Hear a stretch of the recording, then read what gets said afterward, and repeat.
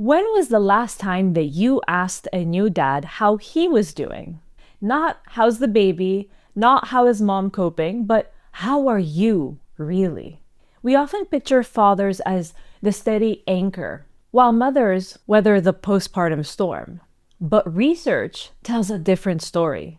Around 1 in 10 dads experience postpartum depression or anxiety. Their pain just tends to hide behind different masks: irritability, anger, workaholism, risk-taking, or silence. And because we've taught men that being strong means being stoic, many suffer quietly, convinced that they are just bad at this dad thing. So in today's episode of the Parenthood and Relationship Podcast, we're lifting that silence. We'll talk about why fathers can spiral into depression or anxiety during pregnancy or after birth, how it shows up in ways we often miss, and what both dads and mothers can do, what couples can do to heal together. This isn't about comparing pain. It's about completing the picture. Because when we include fathers in the conversation, every parent and every partner feels seen. Hi there. If this is your first time here, welcome to the Parenthood and Relationship Podcast. I'm your host, Markela Kaplani, a psychologist, a parenthood and relationship coach, and a parent myself.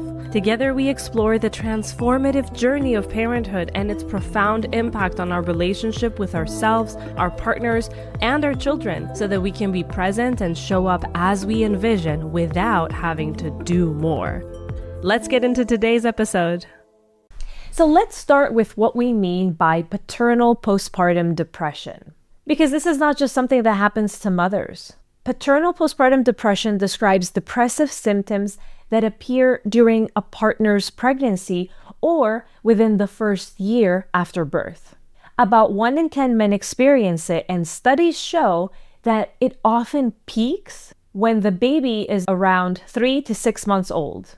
But here is where it gets tricky. Men's symptoms don't look like sadness. They might show up as sudden irritability or anger, working excessively, or using substances more. Physical symptoms like headaches, stomach issues, or exhaustion, social withdrawal, or loss of motivation. Or in more severe cases, we may have thoughts of ending one's life. Many fathers also experience anxiety. Not the occasional worry, but the persistent fear, the racing thoughts, even panic attacks. Sometimes it looks like over-researching everything or double-checking the baby's breathing 10 times a night. And just like moms, dads can also have the baby blues. But if those feelings last more than a couple of weeks or start affecting daily life, it is time to get help. Crucially, paternal depression can start before the baby is even born. Pregnancy is a transition for fathers too, one that often stirs old insecurities about responsibility, identity, and worth. Let me bring this to life with a glimpse of what it feels like on the inside. I've sat with dads who seemed perfectly fine on the outside, showing up to work, making jokes, taking the baby for walks, but whose eyes told a different story. There's this kind of quiet exhaustion that doesn't show up on baby monitors or in blood tests. It's the exhaustion of holding it all together. Take Peter, for example. He had always defined himself as the dependable one, calm, rational, the rock. When his son was born, that identity cracked a little. The baby cried whenever he held him. His wife was breastfeeding and seemed to have this natural rhythm that he couldn't join in. So he did what made sense in his world. He worked harder. He told himself, if I can't soothe him, then I'll provide for him. But the nights got longer. He'd sit in the car after work, scrolling on his phone, unable to get in the house. At home, he would avoid eye contact. His wife would tell him, you don't care. And he would snap back, I am doing everything for this family. Then he would retreat into silence, angry, ashamed, and deeply alone. Months later, in a session that we had together, he said something that I'll never forget. I thought depression meant sadness, and I wasn't sad. I was angry, numb, and tired. I just didn't know that these could be symptoms too. His story is not unusual. It's a portrait of a man losing access to himself while trying to be who everyone expects him to be. And then there's Joe, who spent years imagining the moment that he would become a father. When it finally happened, he expected joy to flood his chest. Instead, he felt fear, thick and unrelenting. He found himself double-checking the baby's breathing, sanitizing everything twice, lying awake long after the baby had fallen asleep. When his partner laughed and said, "Come on, you're overreacting," he laughed too. But inside, his mind was a carousel of what ifs. What if I'm not enough? What if something happens on my watch? He didn't know that what he was experiencing had a name, postpartum anxiety, and that these intrusive thoughts are often the mind's way of trying to protect what it loves most. Between these two men are thousands more. Some who work longer hours, some who disappear into their phones, some who become short-tempered, and some others who just feel nothing at all.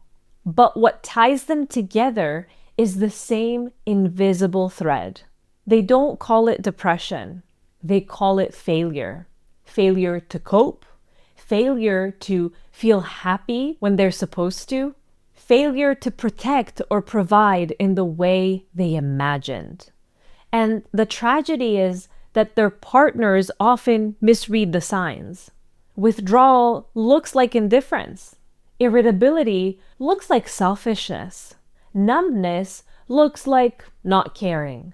So the distance widens, even as both are quietly breaking. Sometimes all it takes to interrupt that spiral is one person's curiosity, one person saying, "You have seemed off lately. How are you, really?" Not to fix him or her, not to offer advice, but just to see him or her. That is often the moment that something shifts. There is an exhale, maybe for the first time in months. Maybe that is when he gets to realize he's not defective. He's just overwhelmed, scared, and human. And that's the piece that we often miss. Men don't stop caring when they withdraw. Although I get it that that's what it looks like.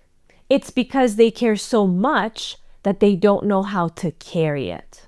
If you're listening and you recognize a version of yourself in these stories, or a version of your husband or partner, remember that this depression or anxiety doesn't always announce itself with tears. It looks like snapping, zoning out, getting irritable over nothing, being frustrated, feeling invisible in the home. It doesn't mean you're weak. It means you're a human in a world that hasn't taught men what to do with their pain. So before we move on to the deeper causes, let's just pause here for a second. Ask yourself, when was the last time that I let someone see the part of me that is tired? The part of me that feels like it is holding everything and still dropping something?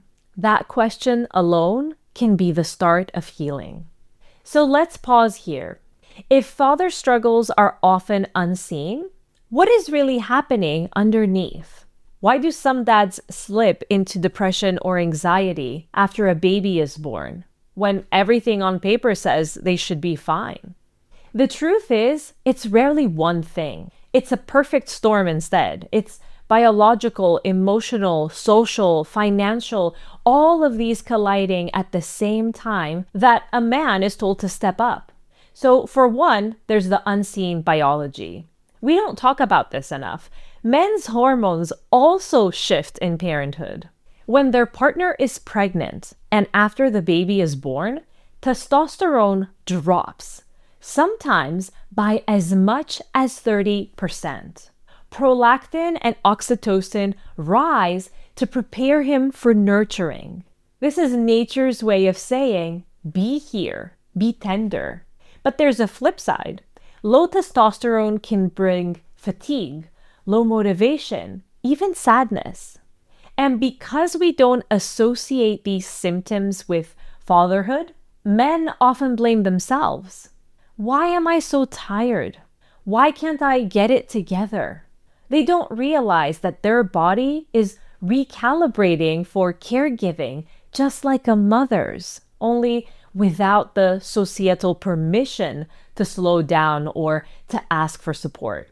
It's a quiet biological shift with loud emotional consequences. And then there is emotional contagion. This is the shared emotional field between partners. Research shows that up to half of fathers whose partners experience postpartum depression develop symptoms themselves. Not because depression is actually contagious, but because empathy is. When one parent sinks into despair or exhaustion, the other often absorbs that emotional weight. They start overfunctioning, taking on more, worrying more, quietly burning out. I sometimes describe this as emotional osmosis. If your partner can't breathe, eventually you find yourself holding your breath too. So what we see in therapy is not just one person's depression, but a systemic exhaustion, a family that is stretched thin, trying to keep everyone afloat. Now, third is the disconnection paradox. Early parenthood can be profoundly lonely for fathers as well. Babies arrive needing their mothers, at least physically, especially if they're breastfeeding. And that primal bond can leave dads on the sidelines. They're there, but they're not quite in it. In sessions, fathers say things like, "I didn't know where to stand," or "Every time I tried to help, she corrected me. I wanted to bond, but I always felt like a guest." It's heartbreaking because most of them want to be involved. They're not avoiding care, they're avoiding rejection. And the more excluded they feel, the less they try. The less they try, the more their partner feels alone. And around they go. A loop of misunderstandings starts to drain them and create disconnection. The irony? The very thing that parents crave, closeness. That becomes the thing that they both fear they cannot give.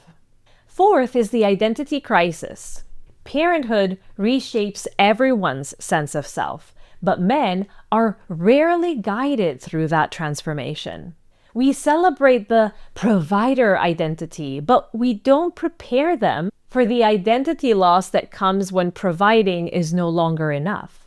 Many fathers describe it like this: "I used to know who I was. Now I don't recognize myself." This is not self-pity, it's grief.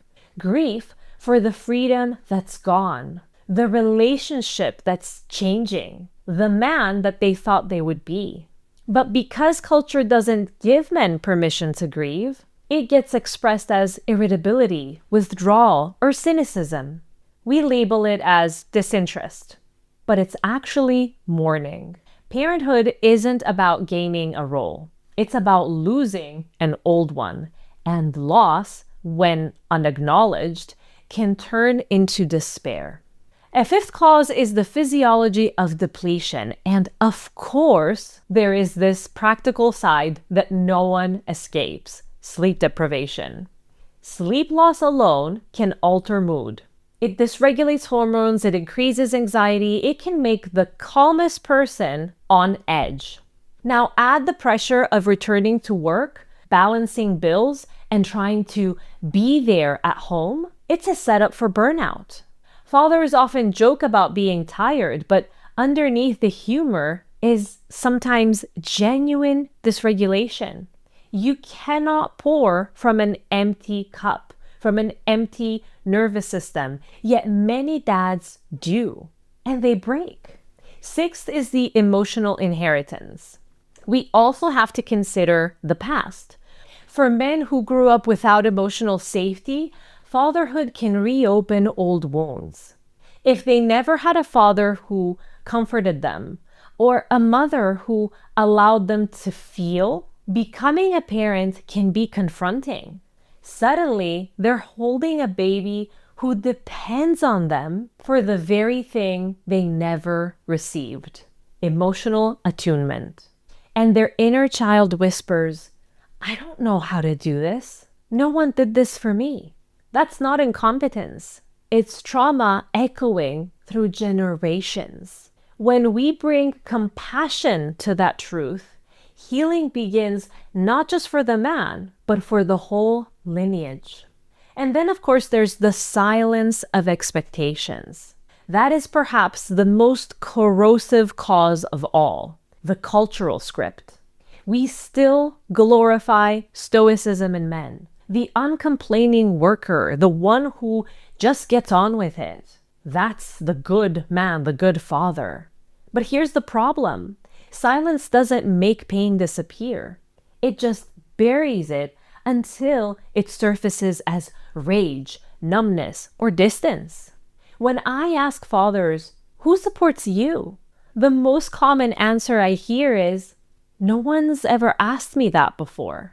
We hand men responsibility for the entire family, but rarely offer them belonging within it. We tell them to step up, but we never ask, "What do you need to feel steady while you do?" So, when a father breaks down months after the baby's birth, when he's irritable, detached, or strangely reckless, it's not a personal flaw. That is what I hope you keep from this. It's a consequence of too much responsibility, too little rest, too few words, and almost no models of vulnerability. This is not about blame. It is about context. When we understand the why, we shift from judgment to empathy. And that is what allows healing. Because the truth is, paternal postpartum depression isn't rare. It is just hidden behind the armor that men were taught to wear. And when that armor starts to crack, what spills out isn't weakness. It is humanity. So before we move on to what we can do to help, let's take a breath. Let's think of the fathers that you know, friends, brothers, partners, colleagues. How many of them might be struggling quietly behind their competence and their humor? How many might need someone to finally notice? Because once we begin to see the fuller picture, the biology, the pressure, the inherited silence, we stop asking, "What's wrong with him?" And we start asking, "What's happened to him?" That is where real support begins. So what can we do when dad is struggling? For one, we need to normalize the conversation. Ask fathers how they're really doing. And ask twice. Because the first answer is usually, "I'm fine." Share this with your partner or with a friend. It's an easy way to open the door. Secondly, screen and seek support. There are simple tools like the Edinburgh Postnatal Depression Scale or the Gotland Male Depression Scale. If symptoms last more than 2 weeks, or if there are thoughts of self-harm, please reach out to a GP or a mental health professional. Therapy helps, and so does couples work. Thirdly, involve dads in caregiving. Nothing heals disconnection like participation. Skin-to-skin contact, bath time, bedtime rituals. These moments release oxytocin and build confidence. If you are a mom listening to this episode, notice if you are unintentionally gatekeeping. Try to let go of control and trust that your partner's different way isn't the wrong way. Number 4, reconnect as a couple. As I always say, you don't need grand gestures, just 15-minute rituals. Tea after bedtime, a walk, laughing at a silly video. Mini dates rebuild emotional intimacy even when you're exhausted. Number 5, share the mental load. Make the invisible visible. And you know what? Write down everything that keeps your household running and divide it by ownership, not tasks. When you as the father own part of the system, you feel invested and competent rather than peripheral. 6, choose healthy coping. Exercise, journaling, mindfulness, or simply talking to a trusted friend can do wonders. Replace risky behaviors with grounding ones, like joining a father group or doing something creative with your hands. You can also find father circles. There are online and local groups that exist just for dads, spaces where you don't feel judged. Postpartum Support International has wonderful resources for men. You're not alone in this. Then you can also advocate for better systems, longer paternity leave, flexible work, and routine screening for dads shouldn't be luxuries. They're public health needs. When we raise our voices, policies change. As we come to an end, you might be thinking, why focus on dads when mothers still struggle for recognition? And the answer is because mental health isn't a competition. When fathers suffer in silence, the whole family feels it. Mothers will have to carry more mental load. Children sense the tension, and relationships fray. But when fathers are supported and emotionally present, everything shifts. Children thrive, couples communicate better, and society begins to see caregiving as a shared human responsibility, not as a gendered one. So this isn't about dividing empathy. It's actually about multiplying it. I want to leave you with a gentle question. What assumptions do you carry about what fathers should do after a baby arrives? About how they should behave? If you've ever thought, I should just get on with it, he should just get on with it, pause. Pain doesn't have to be compared to be valid. If you are a dad listening right now and some parts of this episode hit home, please take this as a sign. There's nothing wrong with you. You're human, and getting help is not weakness. It is leadership. It's love in action. Talk to someone, your partner, your friend, your GP, a counselor. Get in touch with me. You deserve support just as much as anyone else. And if you would like to keep deepening these conversations, I share a free weekly reflection in the Sunday Reconnect, my newsletter. One insight, one exclusive tool, and one 3-minute reset to help you feel closer to yourself and the people you love. You will find it at markelakaplani.com/newsletter. For dads specifically, the Reconnection Roadmap, a free guide that I created to help men rebuild affection and admiration in their relationships, can help you get closer one action at a time. You can find it at markelakaplani.com/resources. Be sure you stick around and you subscribe to the channel so that you don't miss another episode. At the end of this month, I have an amazing guest joining so that we can talk about fathers and how we can support them and how they can support their wives, their partners in this journey. And next episode, we talk about sharing the mental load. So make sure you're tuned in. Until then, take care of your mind, your body, and of each other. Because your well-being is your family's well-being. I'll see you next Sunday. Bye-bye.